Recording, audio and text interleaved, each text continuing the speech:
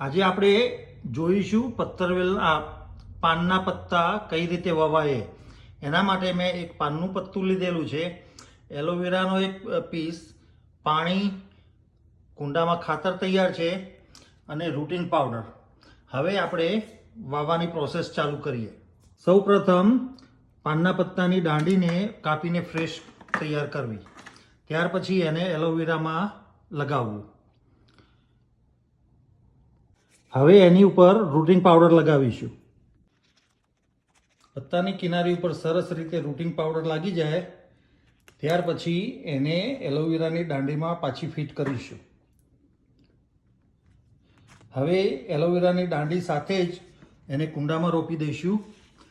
ત્યાર પછી એને પાણી છાંટીને બેગથી કવર કરી દઈશું. પાણી છાંટીને એને આપણે બેગ ભરાવીને ઢાંકીને મૂકી દઈશું. 4 થી 5 દિવસ પછી જોઈશું આપણો પ્લાન્ટ કેવો થાય છે. Thank you for watching the video. Video ગમ્યો હોય તો શેર કરજો, સબસ્ક્રાઈબ કરજો અને લાઈક કરજો.